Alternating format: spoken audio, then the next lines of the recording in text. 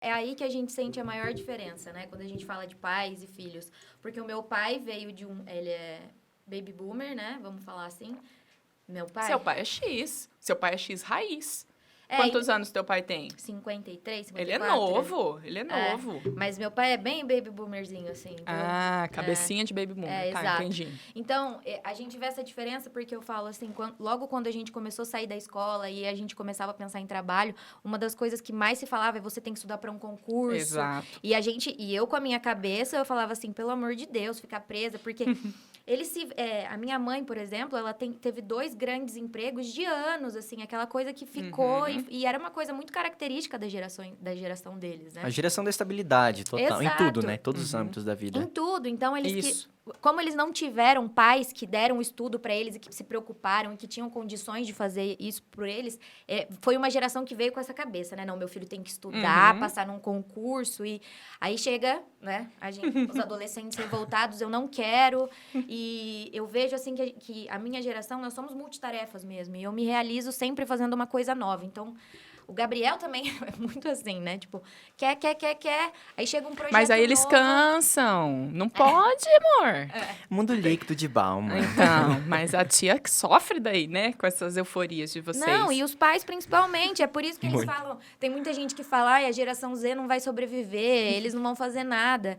Mas eu falo, essa transição é muito diferente, é muito importante a gente entender isso, justamente para conseguir colocar...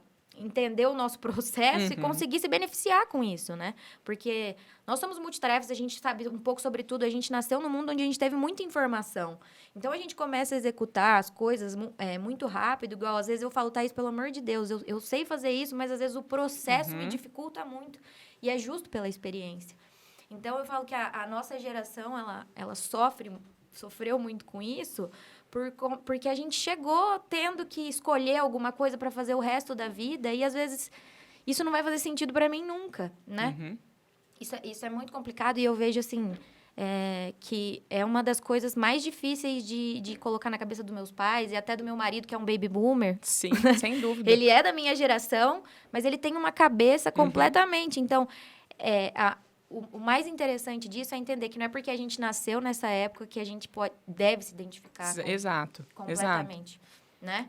Então, a nossa geração foi globalizada. Você chegou a ter carteira de trabalho? Você tem carteira de trabalho? Eu tive, porque eu trabalhei com meu pai desde novinha e ele já me registrou. Pra aposentar. Pra aposentar cedo, entendeu? Vamos, Amanda, vamos registrar, porque você precisa se aposentar cedo.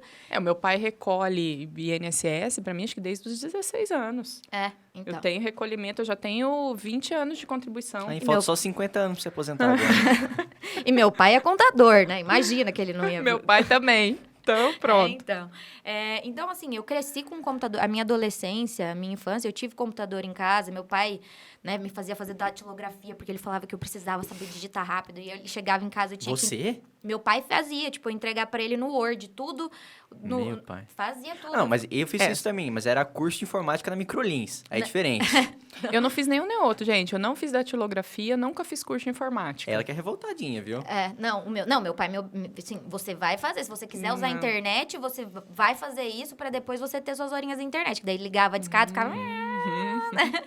E a gente usava MSN. Eu ainda tive a fita cassete, que eu lembro que eu tinha que rebobinar a fita para devolver na locadora. Mas eu já tive, por exemplo, o DVD. Então, assim, foi tudo muito rápido na minha geração, né? Tudo foi acontecendo muito rápido, as atualizações, tudo.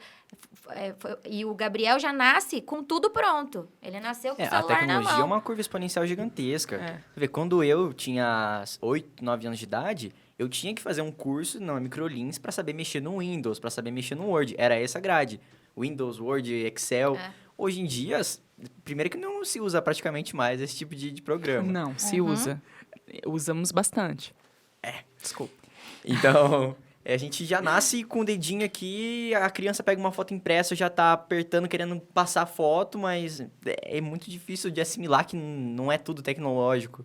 Então, se pra você era absurdo essa velocidade de tecnologia, na minha, então, a curva foi cada vez mais Eu acho que isso influencia demais essa ansiedade de vocês. Não que eu não seja ansiosa, mas eu entendo que, por exemplo, eu vim de um processo onde as coisas demoravam muito. Então, a gente chegava de viagem, levava o rolinho da câmera no foto. Eu morava em cidade pequena, tinha que ir para o laboratório em Maringá. Então, demoravam 15 dias, 20 dias para chegar as fotos da viagem. Então, assim, eu acho que tudo isso, quando você tem uma infância mais lenta, você começa a lidar melhor com essa. Vocês são muito rápidos, né? Vocês têm essa... E para a gente acompanhar, eu confesso, me ajuda, porque me acelera um pouco. Mas em alguns momentos eu sinto que quando eu tô com vocês, eu tenho que falar, gente, respira, né? Respira, calma, vamos priorizar as coisas e tá aqui. Porque realmente os nossos mindsets, eles trabalham de uma forma diferente. Mas eu acho que isso contaminou, tipo, geral já, né? Eu acho que as pessoas convivendo com isso, elas já ficaram, por exemplo, você mais acelerada do que o normal e mais ansiosa. Eu e o Gabriel, isso aí que você tá falando, foi que dia? Anteontem, né? A gente teve uma conversa e a nossa cabeça fica assim. É uma loucura. A gente sai de um assunto pro outro em 10 minutos e aí a gente vai ver, 1h da manhã a gente falou de 30 coisas, assim, num período curtíssimo de tempo. Às vezes o Gabriel fala, do que você tá falando? Que eu, tipo assim, na minha cabeça eu tava conversando com ele, já pensando em outra e já solta. Essa é dislexia também, não vai colocar a culpa da geração também. Não, eu sou um pouco, porque eu tô aqui conversando, minha cabeça já tá lá no outro lugar. Mas isso é muito verdade. E eu sofro com isso, porque a gente fica querendo muita coisa, querendo que aquilo aconteça muito rápido, e o tempo às vezes não é esse, né? Da maioria das coisas. E a gente acaba sofrendo, ficando muito ansioso, né? Às vezes não acaba entregando aquilo que precisa por não ter esse... Igual você fala, calma, Amanda, não é agora, daqui a pouco, né? É daqui 30 segundos, ela, não! Ai, eu quero falar disso agora! Exato, é isso.